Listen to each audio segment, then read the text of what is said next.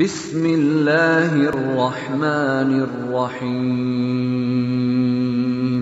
السلام علیکم ورحمۃ اللہ وبرکاتہ۔ سامعین و ناظرین گرامی، امید ہے آپ سب احباب خیریت سے ہوں گے۔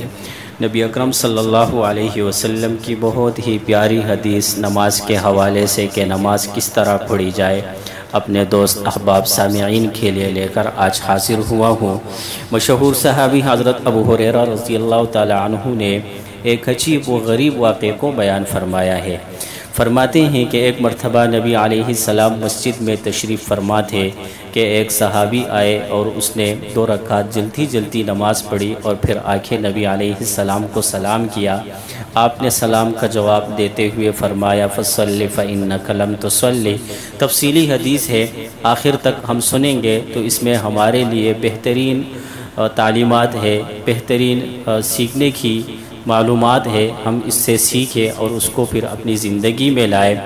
مشہور صحابی حضرت ابو ہریرہ رضی اللہ تعالی عنہ فرماتے ہیں ان رجلا دخل المسجد ورسول اللہ صلی اللہ علیہ وسلم جالس فی ناحیۃ المسجد فصلى ثم جاء فسلم علیہ فقال وعلیک السلام ارجع فصل فإنك لم تصل فرجع فصلى ثم جاء فسلم فقال وعليك السلام ارجع فصل فإنك لم تصل فقال في الثالثة أو في التي بعدها علمني يا رسول الله صلى الله عليه وسلم فقال إذا قمت إلى الصلاة فأسبغ الوضوء ثم استقبل القبلة فكبر ثم اقرأ بما تيسر معك من القرآن إلى آخره۔ حضرت ابو ہریرہ رضی اللہ تعالی عنہ فرماتے ہیں کہ فخر دو عالم صلی اللہ علیہ وسلم مسجد میں ایک جانب تشریف فرما تھے کہ ایک شخص مسجد میں آیا اور اس نے نماز پڑھی۔ اس کے بعد وہ رسول صلی اللہ علیہ وسلم کی خدمت اقدس میں حاضر ہوا اور سلام عرض کیا۔ آپ نے سلام کا جواب دیا اور فرمایا فصل فإنک لم تصل، آپ پھر جا کے نماز پڑھو۔ آپ نے ٹھیک طرح سے نماز نہیں پڑھی۔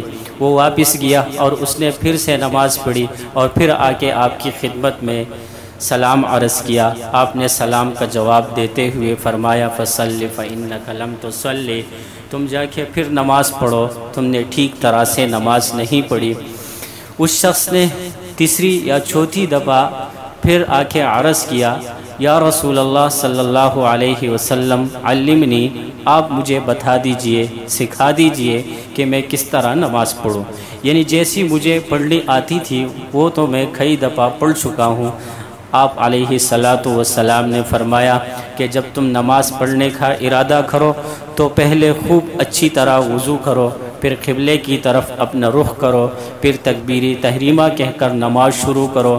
اس کے بعد جو قرآن تمہیں یاد ہو، تمہیں پڑھنا آسان ہو وہ پڑھو، پھر قرات کے بعد رکوع کرو یہاں تک کہ مطمئن ساکن ہو جاؤ، رکوع میں پھر رکوع سے اٹھو یہاں تک کہ سیدھے کھڑے ہو جاؤ، پھر سجدہ کرو یہاں تک کہ مطمئن اور ساکن ہو جاؤ، سجدے میں پھر اٹھو یہاں تک کہ مطمئن ہو کر بیٹھ جاؤ۔ پوری نماز کے بارے میں نبی علیہ السلام نے اس کو تعلیم دی جیسے نماز پڑھی جاتی ہے۔ اس حدیث کا لب لباب اور خلاصہ مختصر وضاحت یہ ہے کہ یہ مشہور صحابی رفاعہ بن رافع کے بھائی خلاد بن رافع رضی اللہ تعالیٰ عنہ تھے، جو مسجد میں آئے اور انہوں نے 2 رکعت نماز پڑھی۔ ان رکعتوں میں بہت جلدی سے کام لیا، رکوع سجدہ وغیرہ جس طرح تعدیل اطمینان کے ساتھ سکون کے ساتھ ٹھہر کے ادا کرنا چاہیے نہیں کیا۔ اسی لیے رسول پاک صلی اللہ علیہ وسلم نے ان کو فرمایا کہ آپ نے ٹھیک طرح سے نماز نہیں پڑھی، دوبارہ جا کے نماز پڑھے، دوبارہ پڑھنے کا حکم دیا۔ آپ علیہ السلام نے اس حدیث میں جو سمجھنے کی بات ہے وہ یہ ہے کہ پہلی دفعہ میں صاف ان کو یہ نہیں بتلایا کہ تم سے نماز میں یہ غلطی ہوئی اور تم کو نماز اس طرح پڑھنا چاہیے تھا، بلکہ تیسری چوتھی دفعہ پہ جب انہوں نے نبی علیہ السلام سے پوچھا علمنی یا رسول اللہ، آپ مجھے سکھا دیجئے، بتا دیجئے۔ جاننے والے جانتے ہیں، تعلیم اور تعلم سے وابستہ لوگ درس و تدریس سے وابستہ لوگ سمجھتے ہیں کہ تعلیم و تربیت کے نقطۂ نظر سے یہی بہترین طریقہ ہے کہ آدمی کو جو سبق اس طرح دیا جائے جس طرح رسول پاک صلی اللہ علیہ وسلم نے ان صاحب کو اس موقع پر دیا، وہ کبھی بھی زندگی بھر نہیں بولے گا۔ دوسرے لوگوں میں بھی اس کا چرچا خوب ہوتا ہے۔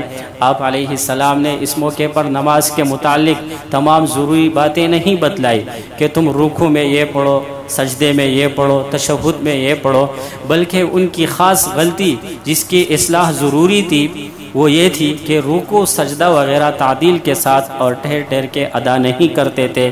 اسی لیے رسول پاک صلی اللہ علیہ وسلم نے ان کو اسی غلطی کی خصوصیت کے ساتھ نشاندہی فرمائی اور اس کی اصلاح فرما دی۔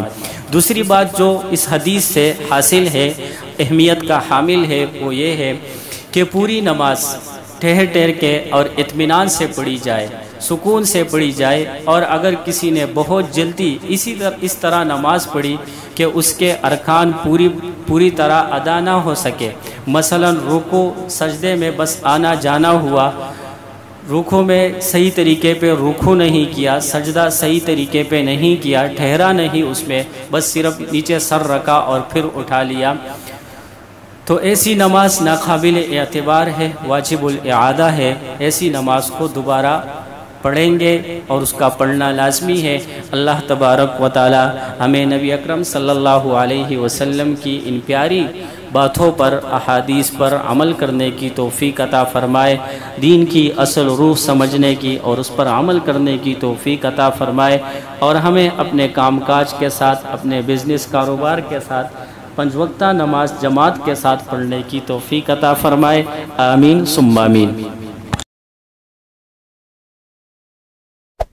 Hey there. Subscribe to my channel. And also press this bell icon.